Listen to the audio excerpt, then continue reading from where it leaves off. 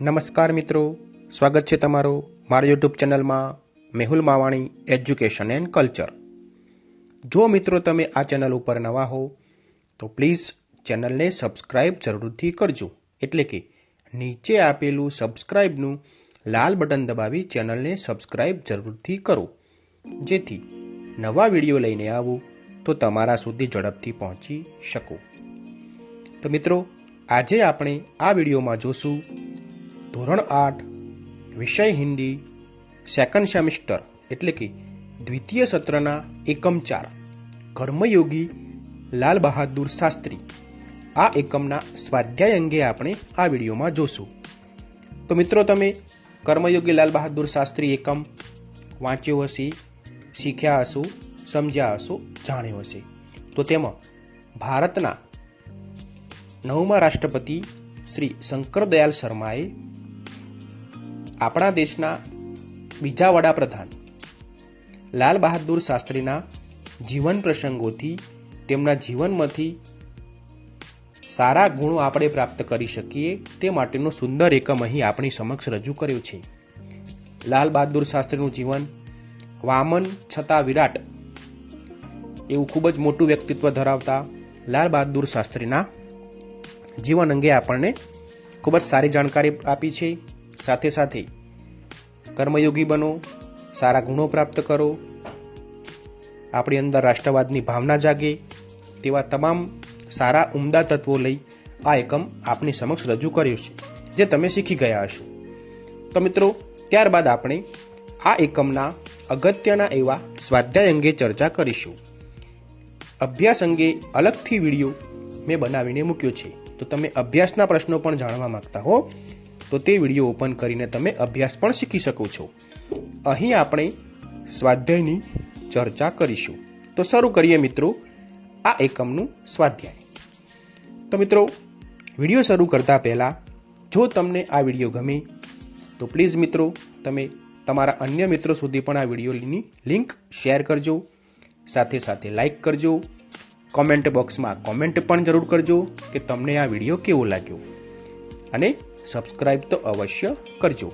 અને કોઈ પણ પ્રશ્ન ના સમજાય તો કોમેન્ટ બોક્સમાં તે પ્રશ્નનો ઉલ્લેખ જરૂરથી કરજો, જેથી નવા વિડીયો લઈને આવું તો તમારા તે પ્રશ્નનો ઉત્તર આપી શકું. તો શરૂ કરીએ સ્વાધ્યાય. તો મિત્રો, સ્વાધ્યાયમાં અહીં આપણે કુલ 4 પ્રશ્નોના ઉત્તરો વ્યવસ્થિત સમજીશું. તો સૌ પ્રથમ સમજીએ પ્રશ્ન પહેલો. પ્રશ્ન પહેલાની મિત્રો આપણને સૂચના આપી છે, પ્રશ્નો કે ઉત્તર લીખીએ. અહીં આપણે કુલ 4 પ્રશ્નોના ઉત્તરો આપવાના છે. આપણે ચારેય પ્રશ્નો વિગતે સમજીશું.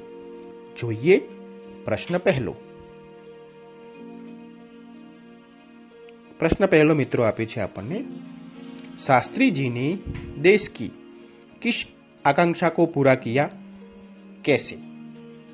तो मित्रों आ प्रश्न नो उत्तर छे, पंडित नेहरू की समृद्ध राजनीतिक विरासत को संभालना और उसे आगे ले जाने का काम कम कठिन नहीं था, लेकिन देश ने उस समय यह साफ साफ देखा कि उसे संभालने की ताकत शास्त्री जी में ही है. वह जो कुछ भी करते थे वह राष्ट्र लाभ की भावना से प्रेरित होकर करते थे. उसके कारण देशवासी उन पर इतना अधिक विश्वास करते थे और उनको चाहते भी थे. शास्त्री जी ने अपने निर्मल चरित्र और दृढ़ संकल्प शक्ति द्वारा देश की इस आकांक्षा को पूरा किया.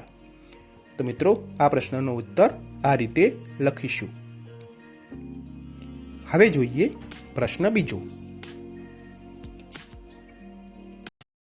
પ્રશ્ન 2 મિત્રો આપ્યો છે આપણને, लाल बहादुर शास्त्री पर गांधी जी के आदर्शों का क्या प्रभाव पड़ा? જોઈએ उत्तर. शास्त्री जी के व्यक्तित्व पर गांधी जी का गहरा प्रभाव था. गांधी जी के प्रभाव से प्रेरित होकर उन्होंने अपनी पढ़ाई छोड़ दी थी. गांधी जी के प्रभाव के कारण ही उनका मन हमेशा देश की आजादी और सामाजिक कार्यों की ओर लगा रहा. विनम्रता, सादगी और सरलता उनके व्यक्तित्व में एक विशिष्ट प्रकार का आकर्षण पैदा करते थे. शास्त्री जी ने गांधी जी के विचारों के अनुरूप अछूतोद्धार के काम में अपने आप को लगाया। गांधी जी द्वारा चलाए गए रचनात्मक कार्यों में भी भाग लिया। तो इस तरह लाल बहादुर शास्त्री के जीवन पर गांधी जी के आदर्शों का प्रभाव था। तो મિત્રો, આ રીતે આપણે આ પ્રશ્નનો ઉત્તર લખીશું। હવે જોઈએ પ્રશ્ન ત્રીજો। प्रश्न 3 છે મિત્રો, शास्त्री जी के संसदीय जीवन की शुरुआत कैसे हुई? तो मित्रों उत्तर लखीशु। शास्त्री जी कार्य के प्रति निष्ठा और मेहनत करके की अदम्य क्षमता के कारण सन 1937 में उनको संयुक्त प्रांतीय व्यवस्थापिका सभा के लिए निर्वाचित किया गया। सही मायनों में यहीं से शास्त्री जी के संसदीय जीवन की शुरुआत हुई, जिसका समापन देश के प्रधानमंत्री पद तक पहुंचने में हुआ।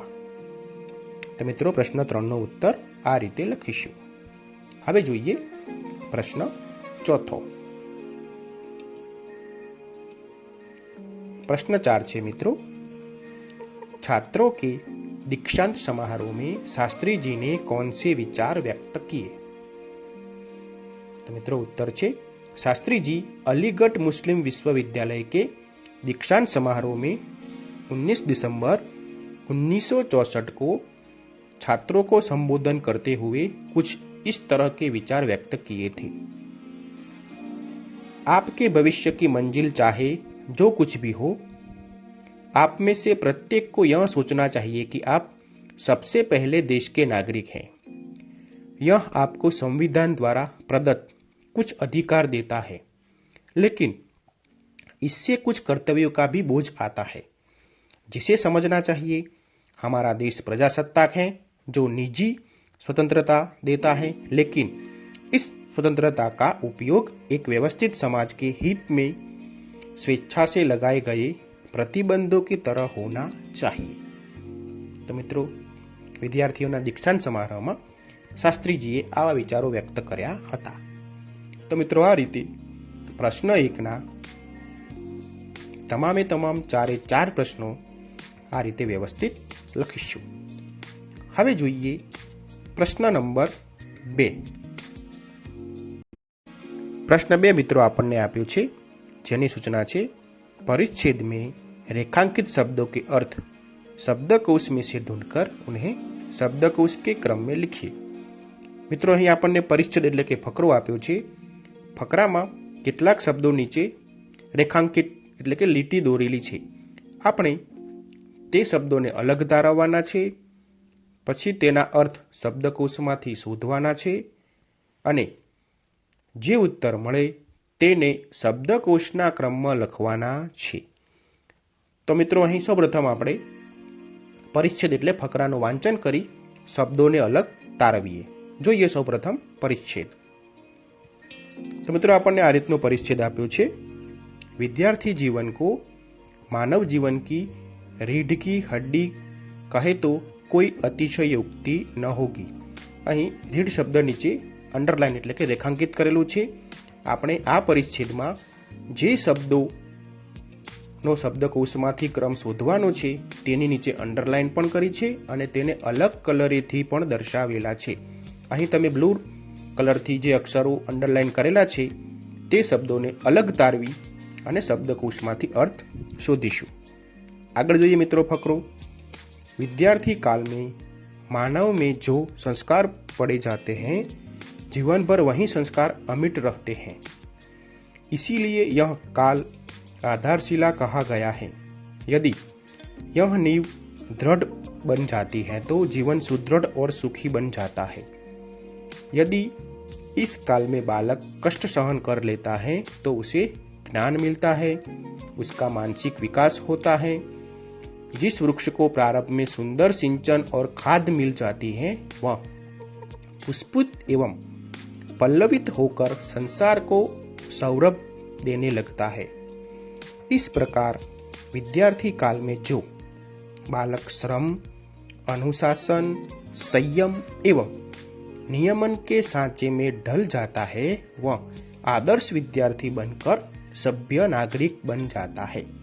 तो मित्रों आ रीतनो फकरो छे, जेमांथी रीढ़ शब्द, अमिट शब्द, आधारशिला, खाद, पल्लवित, सौरभ અને સભ્ય આ 7 જેટલા શબ્દો અલગ તારવવાના છે અને તેનો શબ્દકોશમાંથી અર્થ લખીએ।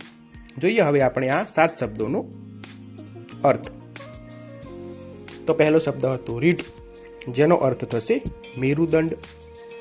પછીનો શબ્દ હતો અમિટ, જેનો અર્થ થશે અટલ। પછીનો શબ્દ હતો આધારશિલા, જેનો અર્થ થશે નીવ।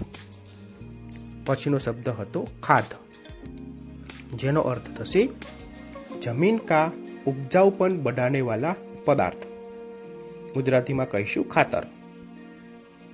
પછીનો શબ્દ હતો પલ્લવિત, જેનો અર્થ થશે વિકસિત। પછીનો શબ્દ હતો સૌરભ, જેનો અર્થ થશે સુગંધ। અને પછીનો શબ્દ હતો સભ્ય, જેનો અર્થ થશે શિષ્ટ। તો મિત્રો આ રીતે આપણે શબ્દકોશમાંથી આ તમામે તમામ 7 શબ્દોના અર્થ લખ્યા। હવે આપણે આ તમામે તમામ 7 શબ્દોના અર્થને શબ્દકોશના ક્રમમાં લખીએ। જોઈએ ઉત્તર કે શબ્દકોશના ક્રમમાં પહેલો શબ્દ કયો આવશે। તો મિત્રો પહેલો શબ્દ આવશે, ઉત્તરોમાંથી પહેલો શબ્દ આવશે અટલ। પછીનો શબ્દ આવશે જમીન કા ઉપજાઉપન बढ़ाने वाला पदार्थ। ત્રીજો શબ્દ આવશે નીવ। ચોથો શબ્દ આવશે મેરુદંડ। પછીનો શબ્દ આવશે વિકસિત। છઠ્ઠો શબ્દ આવશે શિષ્ટ અને સાતમો શબ્દ આવશે સુગંધ। તો આ રીતે આપણે જે આપણને ઉત્તરો મળ્યા તેને શબ્દકોશના ક્રમમાં ગોઠવ્યું। તો મિત્રો સૌપ્રથમ ફકરાનું વાંચન કરી આપેલા રેખાંકિત શબ્દોને અલગ તારવી તેનો અર્થ લખી અને જે આપણને ઉત્તર મળે છે અર્થનો તેને આપણે શબ્દકોશમાં ગોઠવીશું। તો આ રીતે પ્રશ્ન 2 નો ઉત્તર લખીશું। હવે જોઈએ પ્રશ્ન નંબર 3।